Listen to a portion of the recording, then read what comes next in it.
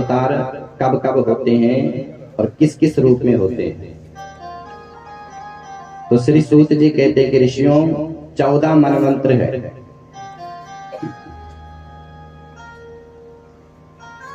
श्वेत वाराह, कल्प, वैवस्वत मनमंत्र, धर्म सावरणी मनमंत्र, चाक्षुष मनमंत्र आदि आदि 14 मनमंत्र है। कलयुग की आयु 4,32,000 वर्ष है। द्वापर की आयु 8,64,000 वर्ष है। जब ये चारों युग बीत जाते पूरे हो जाते हैं तो आयु हो जाती 32,20,000 वर्ष। और जब 32,20,000 वर्ष 71 बार बीत जाते हैं तब उसे कहते हैं एक चतुर्युगी। और जब वो वर्ष 71 बार बीत जाते तो एक चतुर्युगी। और इस प्रकार से जब 100 चतुर्युगी बीत जाती है तब एक मनमंत्र होता है। और मनमंत्र होते हैं 14। अभी जो चल रहा है वो वैवस्वत मनमंत्र है। माने ब्रह्मा जी की आयु अभी केवल आधे दिन की है इस सृष्टि की। कुछ लोग ब्रह्मा जी की आयु 51 वर्ष की मानते हैं, क्योंकि संकल्प में पढ़ा जाता है द्वितीय प्रारब्ध। माने ब्रह्मा जी की आयु अब द्वितीय प्रारब्ध में चल पड़ी। तो ये अपना अपना मत है। तो हर मनमंत्र में जो है भगवान के अवतार होते हैं। शिव जी के अवतार, जो 19वां कल्प है उसको कहते हैं श्वेत लोहित कल्प, जिसमें भगवान सद्योजात अवतार में आते हैं। आदि आदि 27वें कल्प में जो है भगवान विष्णु व्यास के रूप में आते हैं और भगवान शिव सुतार मुनि के रूप में आते हैं।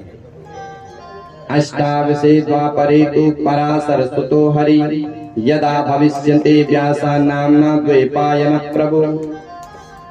ये जो व्यास हैं ये अलग अलग कल्प में अलग अलग बदल करके आते हैं, एक ही नहीं होते हैं। कभी भृगु ऋषि व्यास बन जाते हैं, कभी वामदेव व्यास बनते हैं।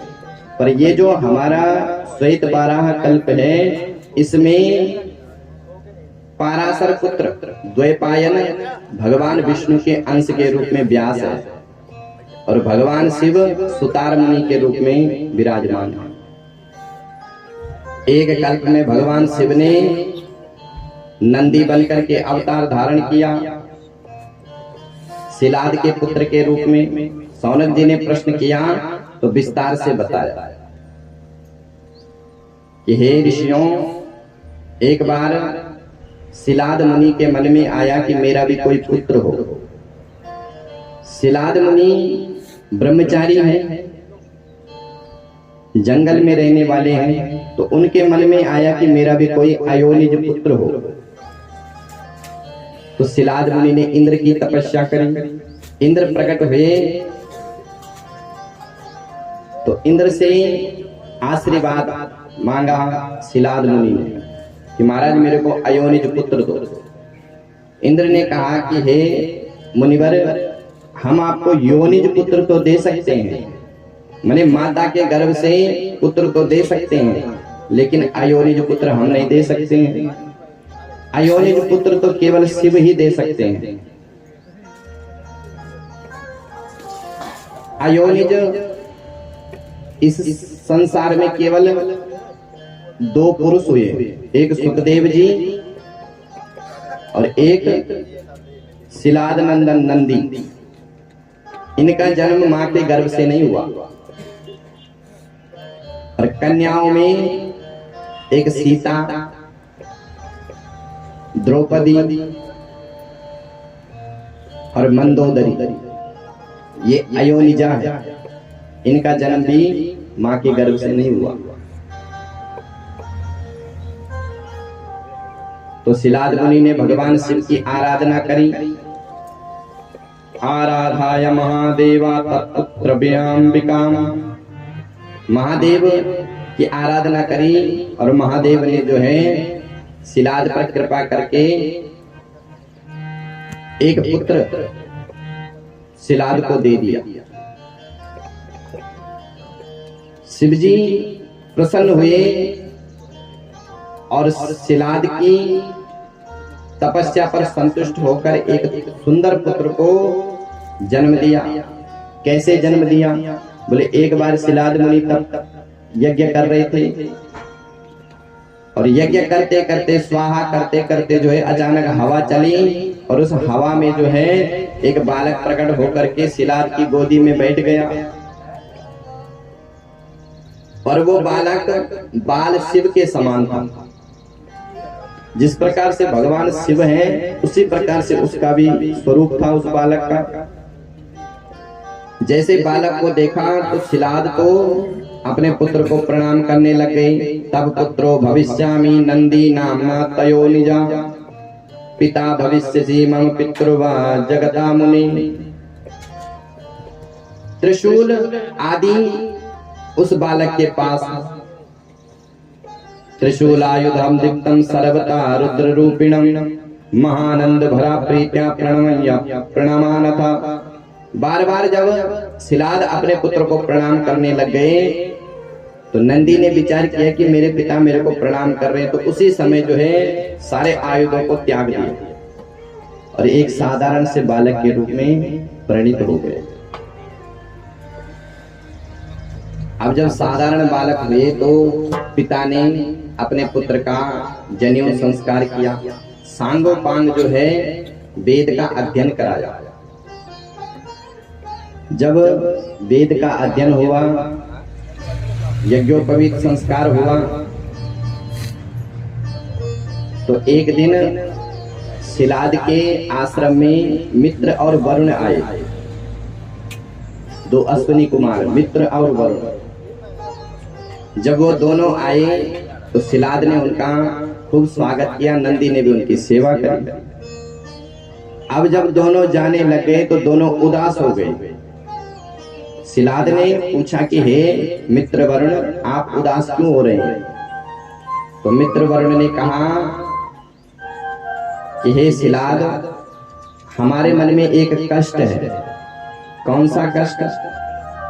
बोले हे मुनिवर, ये जो आपका पुत्र नंदी है ये अल्पायु है। तत नंदी ताल्पायु सर्वशास्त्र परागः। एक तरफ तो ये सारे शास्त्रों का ज्ञाता है और एक तरफ ये अल्पायु है। न दृष्टमेव चापस्यम आयु वर्षदित परम।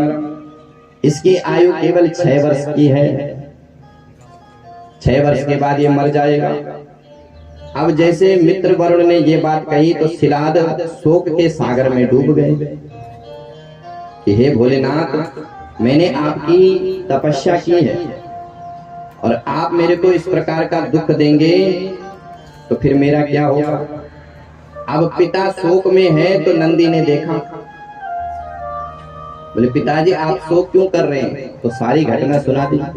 नंदी ने कहा कि हे पिताजी, आप बिल्कुल भी चिंता मत करो। मैं भगवान शिव की तपस्या करूंगा और शिव को मैं प्रसन्न करूंगा और शिव की कृपा से मैं अजर अमर बन जाऊंगा। महादेवस्य भजनान मृत्युंजयामि नान्यथा। हे पिताजी, मैं मृत्युंजय भगवान का अनुष्ठान करूंगा और मृत्युंजय की कृपा से मैं मृत्यु पर भी विजय प्राप्त कर दूंगा। उसी समय जो है नंदी जंगल में गए और भगवान शिव की आराधना करने लग गए। भगवान शिव की जब कठोर तपस्या करी तो भगवान शिव ने जो है नंदी को आशीर्वाद दे दिया। अमरो यस्य त्यक्तो दुख गणपति सदा नान्यायश्च क्षयं श्रेष्ठा सापितो सुजहन्यः। हे नंदी, तुम अजर अमर हो जाओ, तुम गणों के स्वामी हो जाओ। मैं तेरे को आशीर्वाद देता हूँ।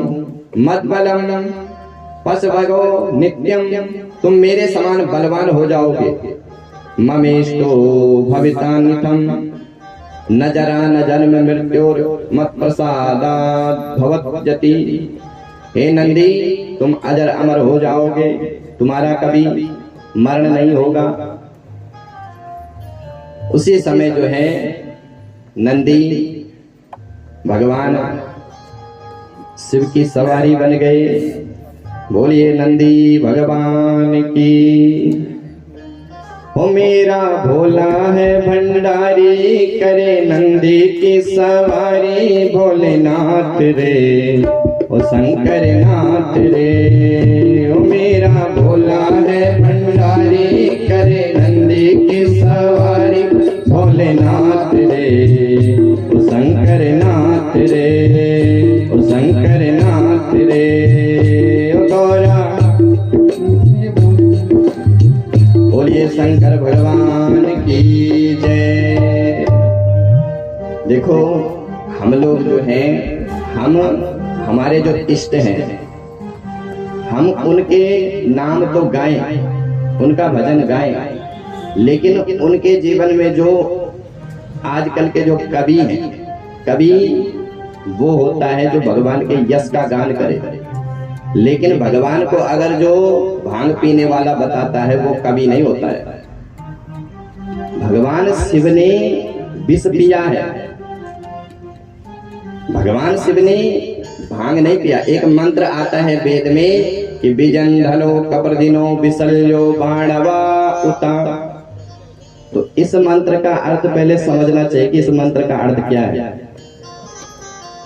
विजया नाम का धनु, विजन धनु, कपर्दिनो, भगवान शिव कपर्दिनो है।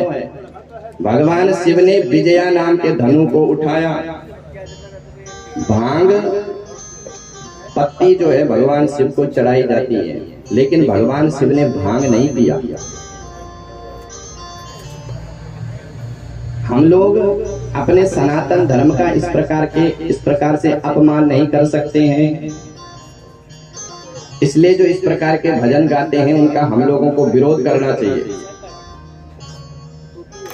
अगर भगवान शिव ने, हम भगवान शिव का नाम लेकर के खूब भांग पीते हैं, खूब सुट्टा लगाते हैं और कहते हैं कि हम तो भोले के भगत हैं। अरे भोले के भगत है तो जरा एक घूंट विष पी करके दिखाओ, फिर मानते हैं कि तुम कैसे भगत हो। और केवल अपनी इंद्रियों को तृप्त करने के लिए भगवान को सहारा ले लिया। अरे तुम्हें पीना है तो पियो, कोई बात नहीं है, तुम्हारी जिंदगी है, तुम पियो, तुम मरो चाहे जियो, हमें क्या मतलब।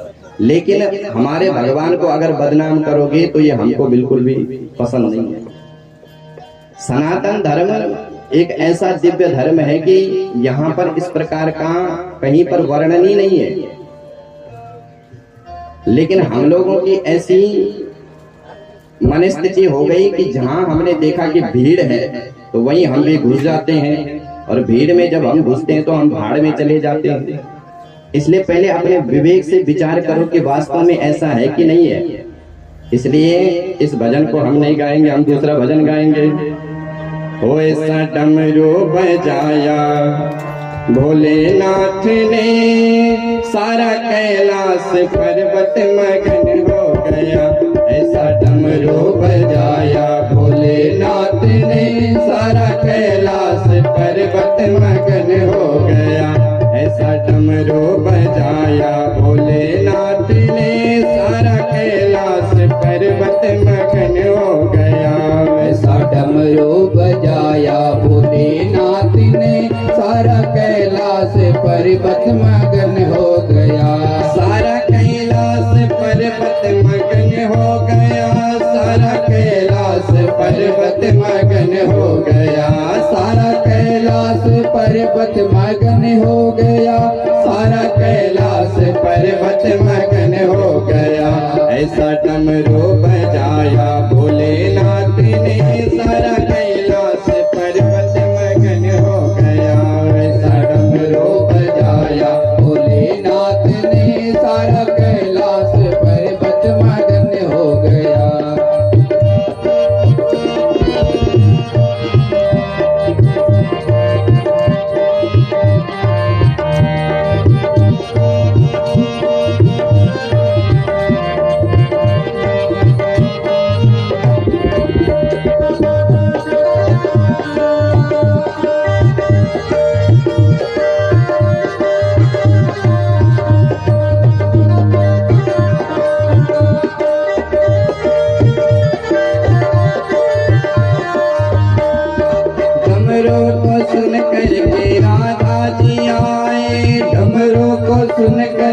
राधा जी आए। डमरू को सुन करके राधा जी आए। डमरू को सुन करके राधा जी आए। राधा जी आए, राधा जी आए। तो राधा जी आए हैं, राधा जी आए। राधा जी आए, संग कान्हा भी आए। राधा जी आए, संग कान्हा जी आए। महासतियों का मन भी मगन हो गया, ऐसा डमरू बजाया भोलेनाथ ने। महासतियों का मन भी मगन हो गया, ऐसा डमरू बजाया भोलेनाथ ने। ऐसा डमरू बजाया भोलेनाथ ने, सारा कैलाश पर्वत मगन हो गया। ऐसा डमरू बजाया भोलेनाथ ने, सारा कैलाश पर्वत मगन हो गया।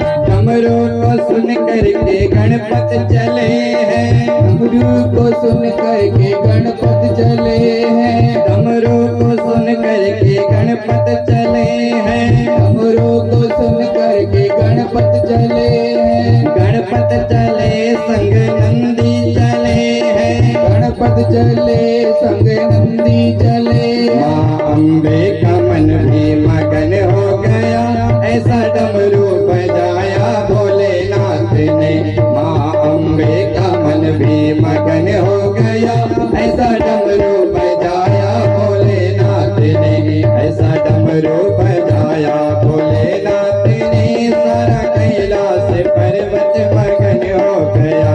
ऐसा डमरू बजाया भोलेनाथ ने, सारा कैलाश पर्वत मगन हो गया।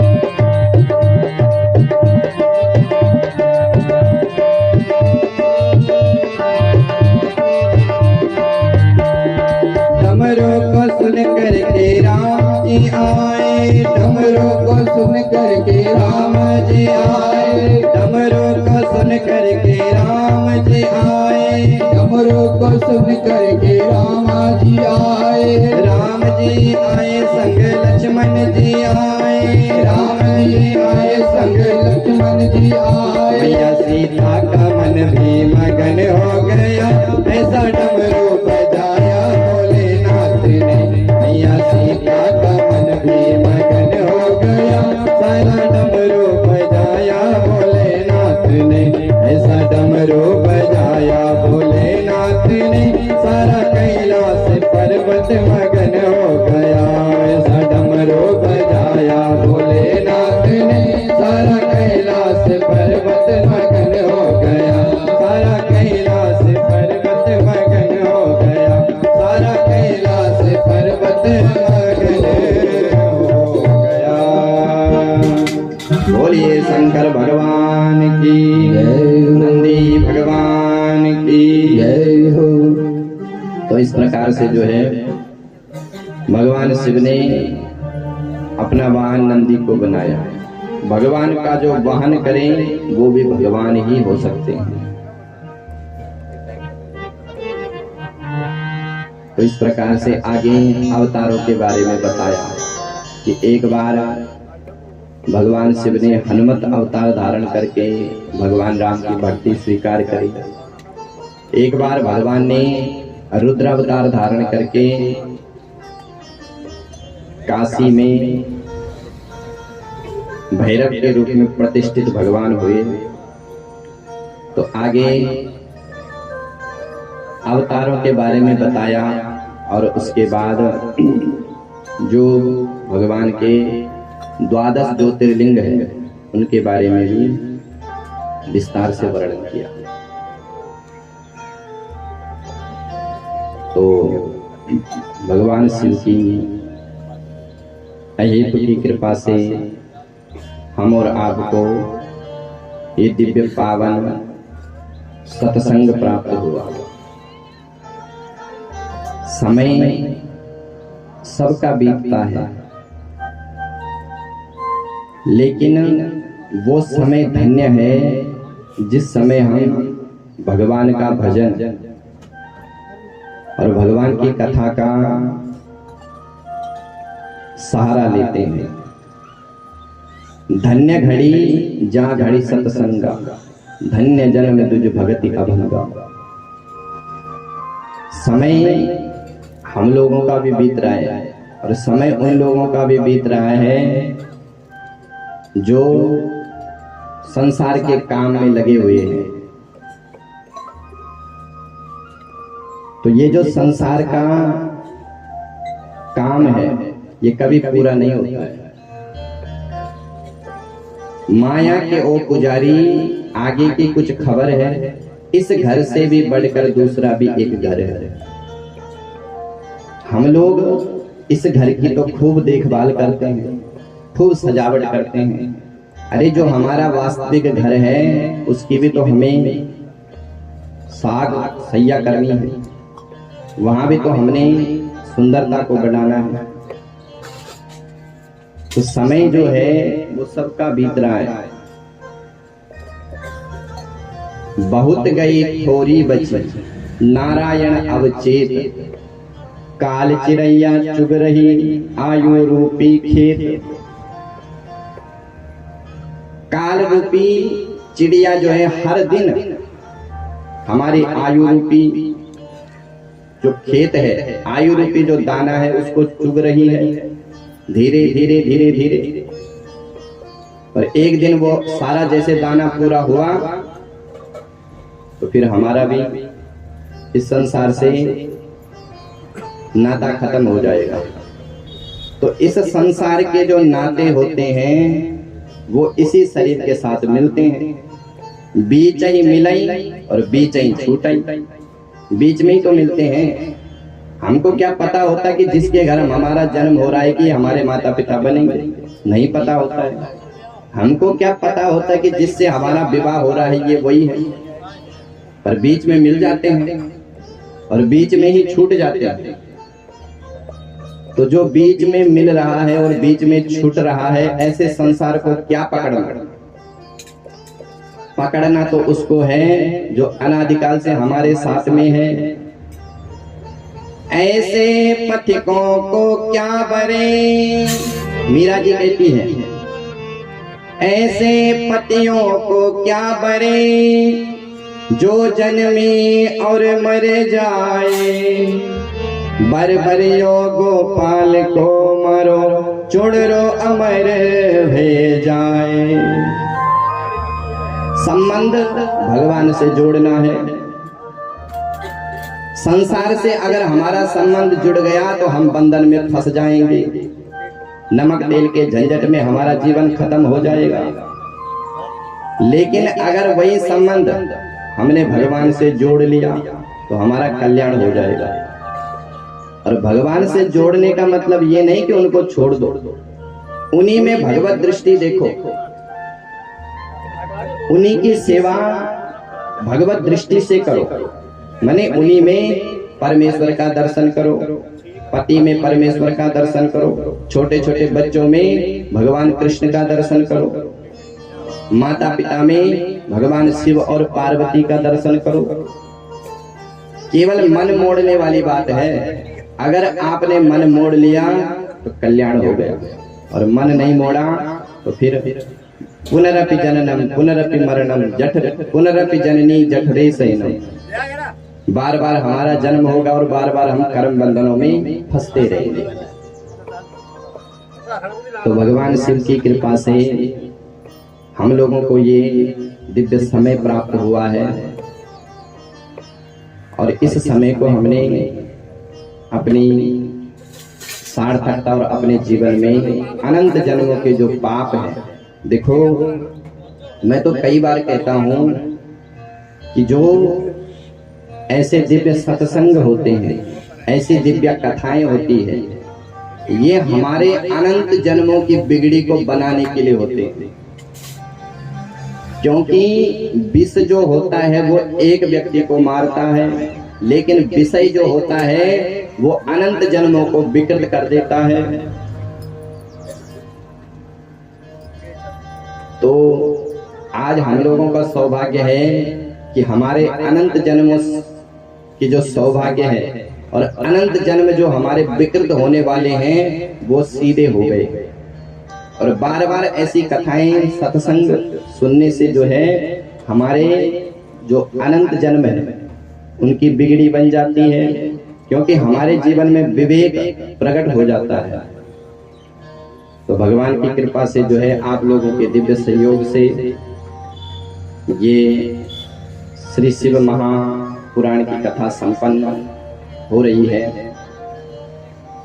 सबसे पहले हम इस कथा के जो आचार्य जी हैं, हमारे परम पूज्य दीपक शास्त्री जी, हम इनका एक बार हृदय से धन्यवाद करते हैं, क्योंकि मेरे जीवन में ऐसे महापुरुषों की कृपा बहुत है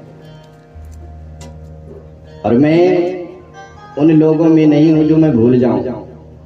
मेरे को स्मरण है कि सबसे पहले जो मैंने कथा करी ये इनके मंदिर में करी। तो इन महापुरुष ने हमको ये योग्यता अपने हृदय से प्रदान करी और उन्हीं की कृपा से उसके बाद धीरे धीरे जो है अब तो ठाकुर जी की ऐसी कृपा है कि प्रोग्राम चलते रहते हैं। लेकिन नीचे से उठाने वाले जो होते हैं वही वास्तव में भगवान के स्वरूप होते हैं। तो मैं पूज्य आचार्य जी को व्यासपीठ से प्रणाम करता हूं और ठाकुर जी और शिव से प्रार्थना करूंगा कि इनके जीवन के जितने भी कष्ट हैं सब दूर हो जाएं और भगवान जिस प्रकार से ये भगवान की भक्ति करते हैं उसी प्रकार से इनकी भक्ति दिन प्रतिदिन बढ़ती रही। उसके बाद हमारे जो यजमान जी हैं, मेरे को नाम तो सबका पता नहीं है, क्या क्या नाम है। हमारे जो कमिल भाई है, इनकी माता जी, इनका भी बड़ा दिव्य आशीर्वाद है और दिव्य प्रेम है। और हमारी दीदी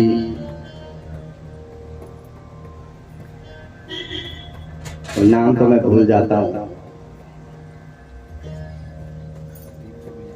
सीमा, इनका भी बड़ा प्रेम है।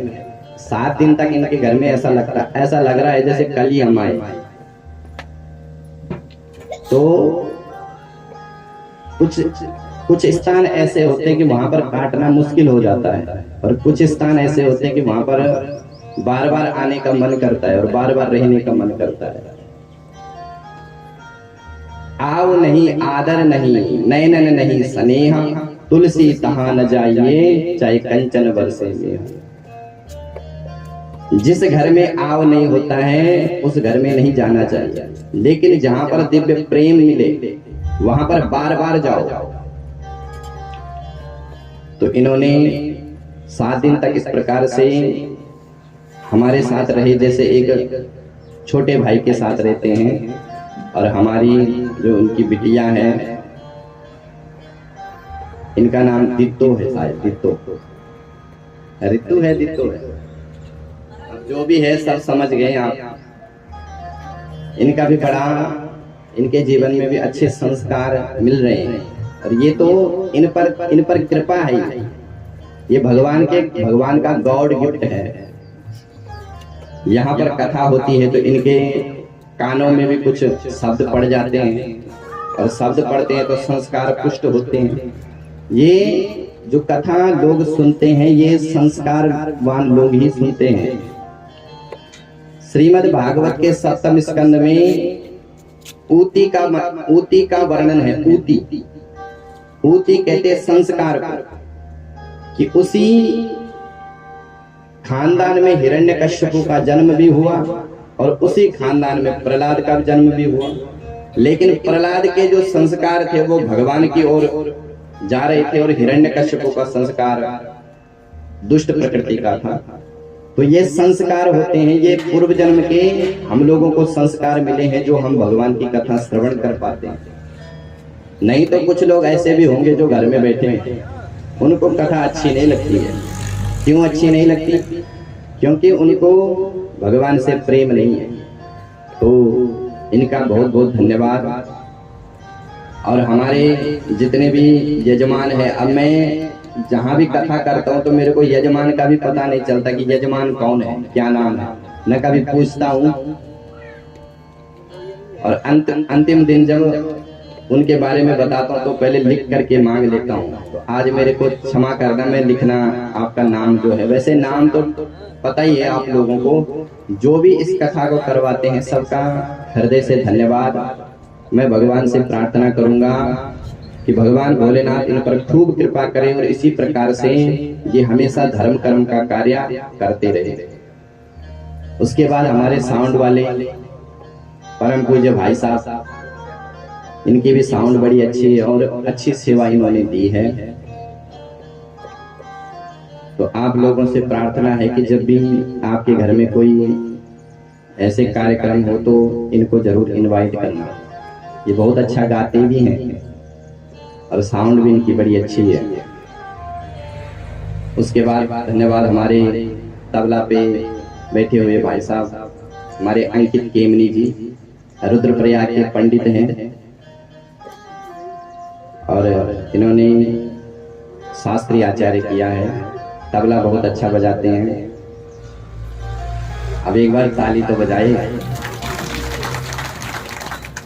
उसके बाद धन्यवाद हमारे नीरज भाई साहब जो हमारी धर्म पत्नी के बड़े भाई हैं। ये भी अच्छा कीबोर्ड प्ले करते हैं। और हमारी कथा के जो स्तंभ हैं हमारे बाबा जी को भी बहुत बहुत धन्यवाद। 7 दिन तक इन्होंने भी खूब साथ दिया। और उसके बाद पुनः धन्यवाद जो है आप सभी माताओं का, क्योंकि अगर श्रोता नहीं है तो वक्ता भी कुछ नहीं है।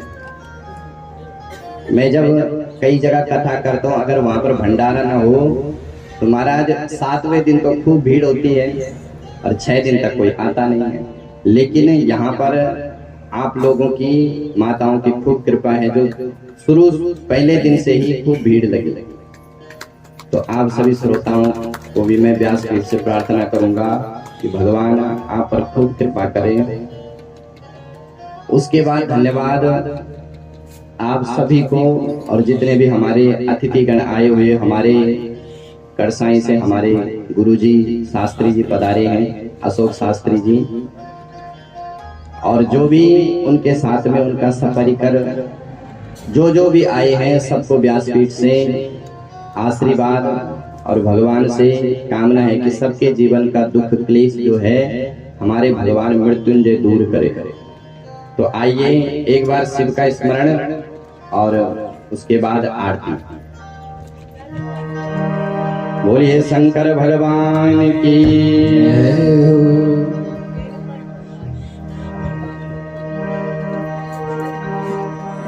वो खेल तुम्हारे जग से निराले, वो खेल तुम्हारे जग से निराले, ओ डमरू वाले डमरू वाले, ओ डमरू वाले डमरू वाले, खेल तुम्हारे जग से निराले, खेल तुम्हारे जग से निराले, ओ डमरू वाले डमरू वाले, डमरू वाले डमरू वाले, सब देवों में ओ भोले भाले, सब देवों में ओ भोले भाले, ओ डमरू वाले डमरू वाले, ओ डमरू वाले डमरू वाले।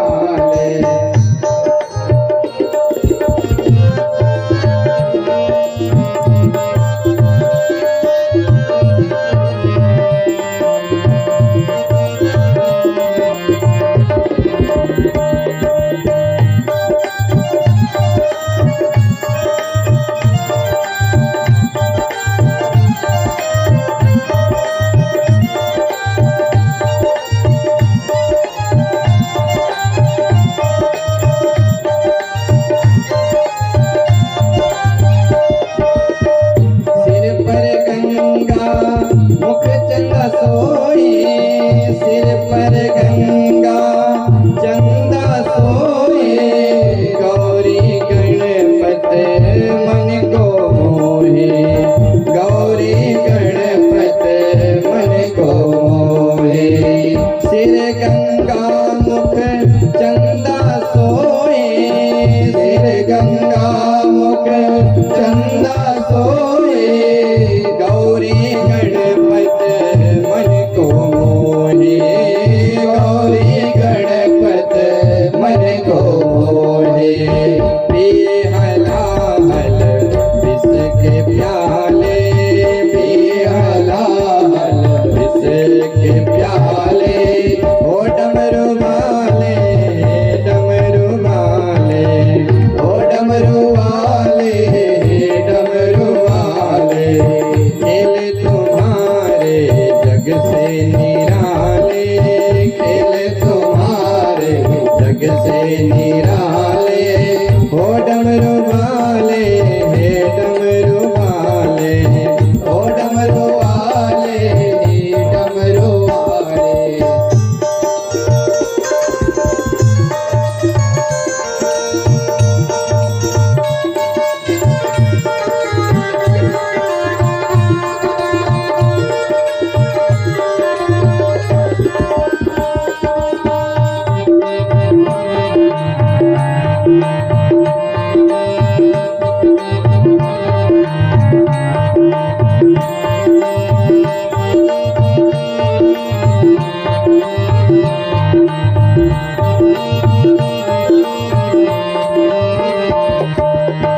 हे त्रिपुरारी त्रिनेत्रधारी, हे त्रिपुरारी त्रिनेत्रधारी, लीलाधारी भोले भंडारी, लीलाधारी भोले भंडारी। हे त्रिपुरारी त्रिनेत्रधारी, हे त्रिपुरारी त्रिनेत्रधारी, लीलाधारी भोले भंडारी, लीलाधारी भोले भंडारी। तू ही गिराए तू ही संभाले, तू ही गिराए तू ही संभाले, ओ डमरू वाले, डमरू वाले, ओ डमरू वाले, डमरू वाले। खेल तुम्हारे जग से निराले, खेल तुम्हारे जग से निराले, ओ डमरू वाले, डमरू वाले, ओ डमरू वाले, डमरू वाले। बोलिए शंकर भगवान की।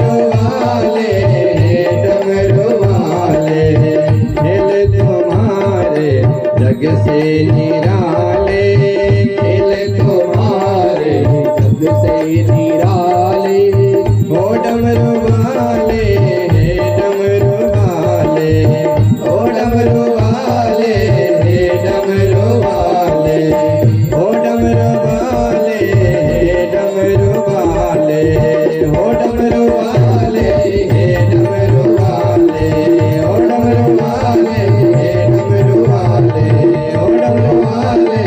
डमरू वाले ओ डमरू वाले डमरू वाले। बोलिए शंकर भगवान की जय। आज के आनंद की जय। यज्ञ नारायण भगवान की जय। शिव महापुराण की जय। जय जय श्री राधे श्याम। तो आइए हम सभी अपने स्थान पर खड़े हो जाएं और भगवान शिव की आरती उतारे। ओम चंद्रमा मनसो जात सुक्षो सूर्यो अजायता श्रोत्राद्वायस्य प्राणस्य मुखादग्निरजायता। मैं आरती तेरी गाऊं वो शिव भोले भंडारी। मैं आरती तेरी गाओ ओ शिव भोले भंडारी। मैं आरती तेरी गाऊं वो शिव भोले भंडारी। मैं आरती तेरी गाओ शिव भोले भंडारी। मैं नित नित शीश नवाऊं वो शिव भोले भंडारी। मैं नित नित शीश नवाओ वो शिव भोले भंडारी। है तेरी छवि अनोखी ऐसी ना तुझे देखी। है तेरी छवि अनोखी ऐसी ना दूजी देखी। तुझ साना कोई सुंदर वो शिव भोले भंडारी। तुझ साना कोई सुंदर वो शिव भोले भंडारी। मैं आरती तेरी गाऊं वो शिव भोले भंडारी। मैं आरती तेरी गाओ शिव भोले भंडारी। जो आए शरण तिहारी विपदा मिट जाए सारी। जो आए शरण तिहारी विपदा मिट जाए सारी। हम सब पर कृपा रखना वो जगत के तारण हारी। हम सब पर कृपा रखना वो जगत के कारण हारी। मैं आरती तेरी गाऊं वो शिव भोले भंडारी। मैं आरती तेरी गाओ ओ शिव भोले भंडारी। भक्तों पर कृपा कीनी असुरों को मुक्ति दीनी। भक्तों पर कृपा कीनी असुरों को मुक्ति दीनी। संतों को दीनी मुक्ति वो शिव भोले भंडारी। संतों को दीनी मुक्ति वो शिव भोले भंडारी। मैं आरती तेरी गाऊं वो शिव भोले भंडारी। मैं आरती तेरी गाओ ओ शिव भोले भंडारी। जब जब रोज रचाए जब जब डमरू बजाए सब अपनी खुद को जाए। जब जब दो डमरू बजाए सब अपनी सुध को जाए। हम सब पर कृपा रखना वो जगत के तारण हारी। हम सब पर कृपा रखना वो जगत के तारण हारी। मैं आरती तेरी गाऊं वो शिव भोले भंडारी। मैं आरती तेरी गाओ ओ शिव भोले भंडारी। मैं नित्य नित्य शीश नवाऊं वो शिव भोले भंडारी। मैं नित्य नित्य शीश नवाओ ओ शिव भोले भंडारी। मैं आरती तेरी गाऊं ओ